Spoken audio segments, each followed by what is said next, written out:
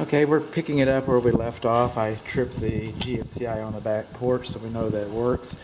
I got the cover off for everybody's convenience here. The neutral is wrapped with white tape. That's a good thing. You're supposed to do that. We have copper to copper. It's 200 amps. But these white hots, okay, they should have been wrapped with black tape. Now, if anybody's in this panel and doesn't know that those wires are hot, they don't belong in this panel. But that being said, those are all white hots, and they should be wrapped with black tape. You shouldn't have more than an 1/8 of an inch separation between the sheetrock and the cabinet. Take that for example, right in there. Okay, that compromises the fire blocking between the. This whole thing is supposed to be encased, so if something melts down, it stays there. Okay, this panel was cabinet was installed with screws. Okay, it should have been installed with nails. Nails have a lot more shear strength. It's hard to pull something apart that's been nailed together. Screws are faster, and they get in there tighter. I get that. But we have tornadoes out here. And on the other side of town, some earthquakes have been showing up. Minor ones, little ones, but something catastrophic like a tornado. I mean, this cabinet will not stay attached to the structure as it would as if it had been nailed. And it's supposed to have been nailed, so that's what that's about. These wires should not be touching the cabinet cover. Okay, and there should be a notice inside the cabinet saying where the electrical bonding is to the house, which we don't know. Might find out later. Then this is called bundling.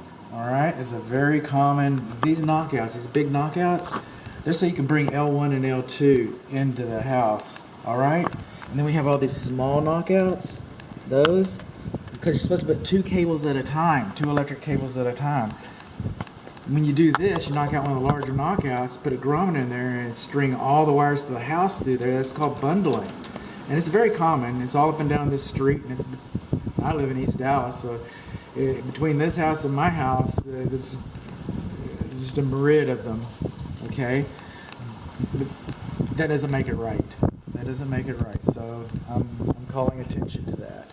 I'm going to close the garage door. This door right here, okay, the gasket is torn on the bottom, and it should have a self-closing spring. Excuse me. Should have it didn't get any quieter. Okay. Saving all this for later.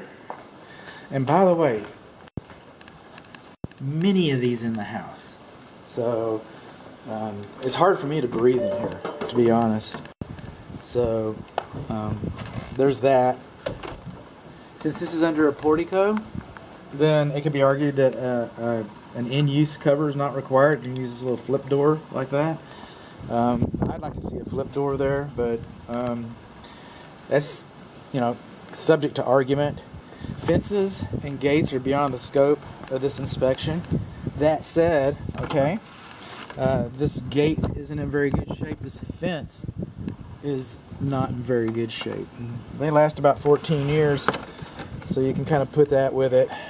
Okay, one thing I haven't noticed is a lot of cracking in the brickwork. If I find some more, we're looking, but I don't see any. We still have the butt joints that I was mentioning in the other video. These windows are double pane vinyl frame.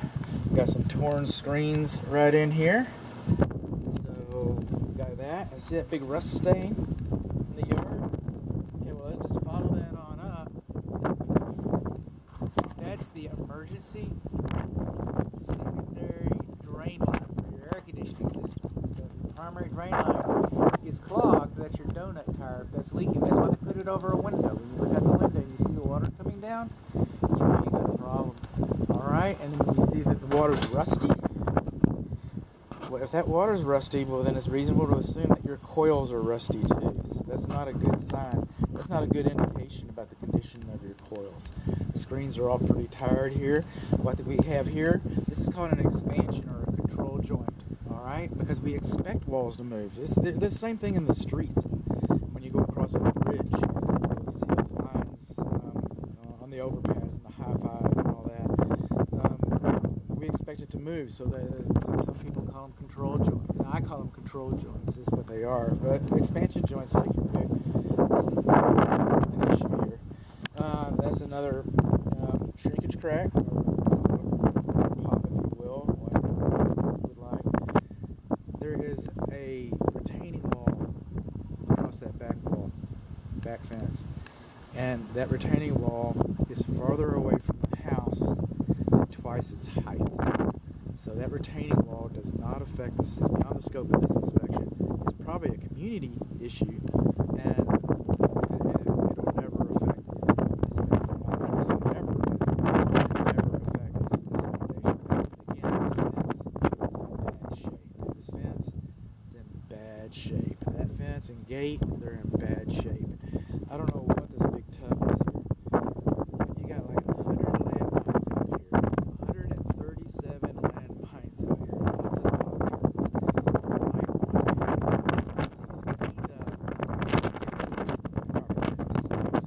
turds. Okay, this is the back faucet. We're going to try this one again. This vacuum breaker is messing up too, but at least we're getting a measurement. And I'm getting a measurement of 70 psi, and I'm going to run with that. You might be losing 10 there with the measurements. So that's at the back faucet, because we couldn't do it at the front. And again, I think I mentioned this. If I didn't, I do not know what that tub is. Right? It looks like a homemade jacuzzi or something. Okay, this is called an in-use cover. Okay, and that's GFCI protected. When I was in the garage, I was resetting it because I was just here. We got all kinds of wood repair over here. Okay, it had lots of wood rot, and now it's in direct contact with the brick, so there's nothing to keep water from leaching back up in here. This is a temporary repair. This is an ongoing issue. This is not going away. All right. So we got a little bit of a patio here. More siding and siding. You should not have a satellite dish bolted directly to your roof covering like that. They all are. They all are. I've never seen one done right, actually, ever. I saw a picture of one done right. That'll be in your report. You'll get a picture of one done right. Okay, the grading and drain is still pretty much level along this wall. Okay, moving along, I'm still looking for cracks and still not seeing any. This is another expansion control joint. This is a clean out for your kitchen. Alright, coming along here, this is a clean out for your laundry. Okay, this is your clothes dryer vent. Okay, the flap's missing, the hood's missing, so that's just a mess right there. You need a new hood, and the newer hoods are sized larger, so you might, pay attention to what's bought and installed there. I'm coming over here, this is the condensing unit. Alright, 2008, model number 34, I believe. Well, I'm going to do some calculations on that. You're going to have a better image of that than this. Maximum fuse is 40, so we're going to look for that in the garage. Design features. What I'm looking for, R22 right there. R22. Okay? According to the Texas Real Estate Commission, it works or it doesn't work. It's that simple. Is it performing the function for which it's intended? Or was it installed properly? Or is it a safety issue that the Texas Real Estate Commission thinks is important that you should be made aware of? Alright, I have R22 at my house.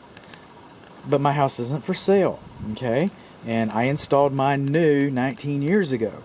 So, but this being R22, where I'm going with this in a roundabout way, this being R22, every technician that comes out here to service this unit is going to try to sell you an upgrade.